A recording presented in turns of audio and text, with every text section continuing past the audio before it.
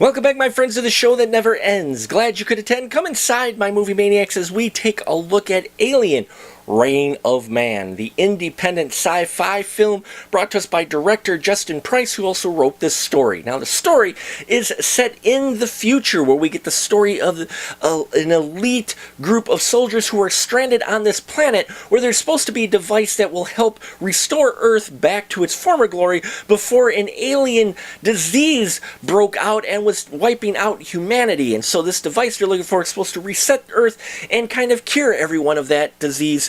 But they're having trouble since they're scattered across this planet, and we see how they struggle to fight the aliens on this planet while looking for this device before time runs out for humanity.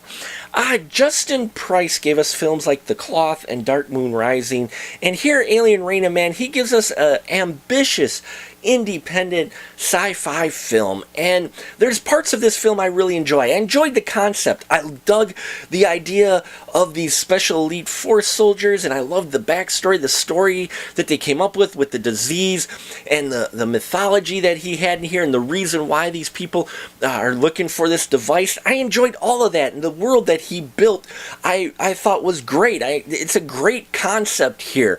And the performances as well I enjoy. Actress named Ku plays the character Zahn, who was my favorite character in this, and I could have followed just her character for this whole story. She's one that's by herself. She doesn't get partnered with other soldiers, and she's just a badass in this, and I could have followed her story throughout. But we do jump around. We get to see a number of other soldiers here, including Constance, who's played by Deanna Grace Congo, who I enjoyed her performance as well, though with her character as well as some of the others, it took me out of the film a little bit what they were doing with it. These characters could do what's called phasing, where they kind of jump around, and so your pairing of characters changes every so often from scene to scene. But since they're working on a limited budget, it's pretty much just cut, and all of a sudden someone else is there, and you're like, wait, what happened to the other person? And it left me confused and trying to figure out at first what exactly was going on. I think they could have used a little better setup for that, because the difference was so jarring. It took me out of the film, and I spent a chunk of time trying to figure out what exactly was going on, rather than being more focused on the story presented on the screen, unfortunately. And I think it was just the way they set that up. It could have been set up better, better explained, I think, so it wasn't quite as an abrupt change. It's like, holy crap.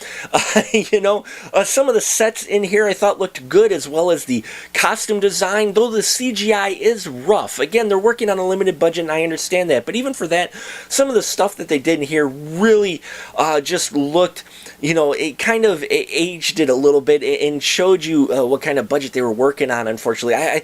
The scope of this project, Justin Price, I wish he would have had a bigger budget for it, because I can see the potential for the scope of what he wanted to do, but he's working with the limited budget, and so those special effects may take some people out of the film as well. How the film ended too was a bit abrupt, and while I'm all for not explaining everybody and hand-holding, far from it. I love it, a film that makes an audience think. Here, there was a lot of places that kind of took me out of it, because I was trying to figure out exactly what was going on. I think, again, if it was presented a little bit better visually, and the script maybe was tailored just a little bit more, it would have helped keep me in the film, rather than trying to spend time going, wait, what exactly is going on?